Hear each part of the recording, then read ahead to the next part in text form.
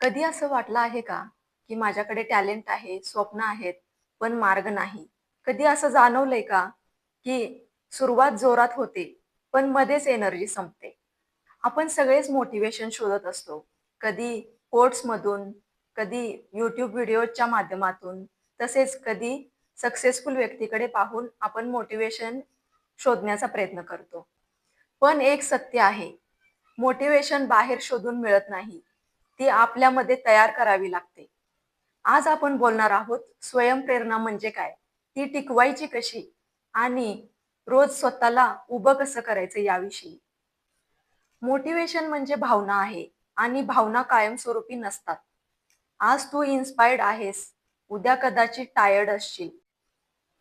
आज तू कॉन्फिडंट आहेस, उद्या डाऊट येईल. म्हणूनच प्रश्न मोटिवेशनचा नाही, प्रश्न आहे कमिटमेंटचा. सक्सेसफुल लोक रोज मोटिवेटेड नसतात, पण ते रोज डिसिप्लिन्ड असतात.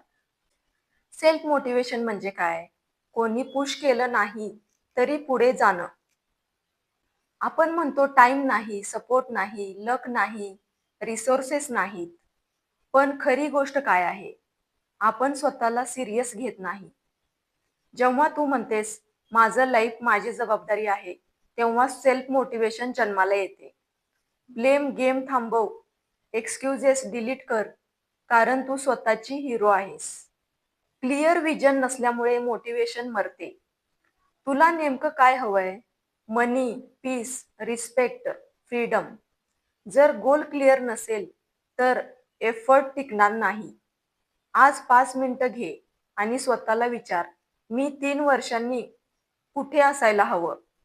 व्हिजन जितकं क्लिअर, तितकं एनर्जी स्ट्रॉंग. आपण मोठं ड्रीम पाहतो, पण छोट्या स्टेपला इग्नोर करतो. सेल्फ मोटिवेशन म्हणजे दररोज 1% प्रोग्रेस. आज 10 पानं वाच. आज 20 मिनिटं वर्कआउट कर. आज एक स्किल इम्प्रूव्ह कर.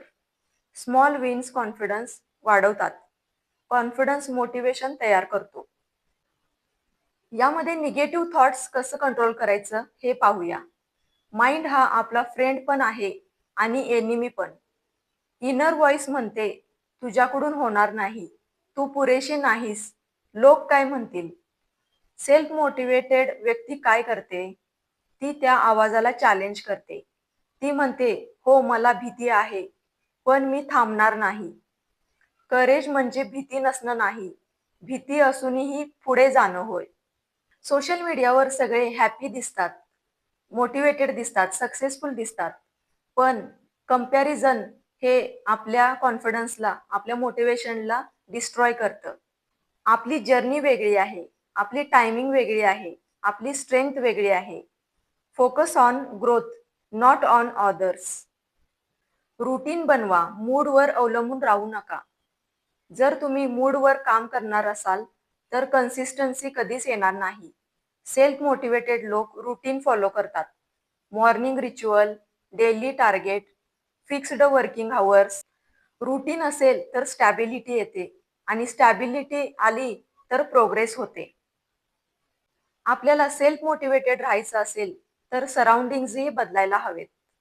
निगेटिव्ह लोकांमध्ये राहून पॉझिटिव्ह माइंडसेट ठेवणं कठीण आहे. ज्या लोकांना ड्रीम नाहीत, ते आपलं ड्रीम लहान करतील. जिथे ग्रोथ मिळते तिथे राहा. बुक्स वाचा, पॉडकास्ट ऐका, इन्स्पिरेशनल कंटेंट कंझ्युम करा, माइंडला हेल्दी डाएट द्या. फेल्युअरला एनिमी समजू नका. फेल्युअर म्हणजेच एंड नाही, तो फीडबॅक आहे. प्रत्येक सक्सेसफुल व्यक्ती पडते, पण फरक इतकाच आहे की ते उठून पुन्हा घडले. सेल्फ मोटिवेशन म्हणजे पडल्यावर वाय मी विचारायचं नाही, नाव व्हॉट विचारायचं. स्वतःमध्ये सेल्फ रिस्पेक्ट निर्माण करा. जेव्हा तुम्ही स्वतःला प्रॉमिस करता आणि तोडता, तेव्हा सेल्फ कॉन्फिडन्स कमी होतो. आजपासून छोट्या प्रॉमिसेस करा आणि पूर्ण करा. तुमचा शब्द तुमच्यासाठी स्ट्रॉंग बनू दे. एक दिवस असा येईल जेव्हा लोक विचारतील, तुम्ही इतके स्ट्रॉंग कसे झालात? आणि तुम्ही हसून म्हणाल, कोणी मोटिवेट केलं नाही, मी स्वतःला उभं केलं. स्वयंप्रेरणा म्हणजे स्वतःवर विश्वास ठेवणं, स्वतःला संधी देणं आणि कोणत्याही परिस्थितीत थांबू न देणं. जर कोणी तुमच्यावर विश्वास ठेवत नसेल तरी चालेल, पण तुम्ही स्वतःवर विश्वास ठेवा. कारण तुमच्यामध्ये खूप काही आहे, जे अजूनही जगाने पाहिलेलं नाही.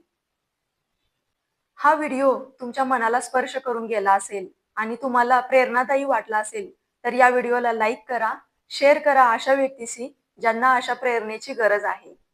आणि चॅनेलला सबस्क्राईब करायला विसरू नका. कारण इथेच बदलाची सुरुवात होते.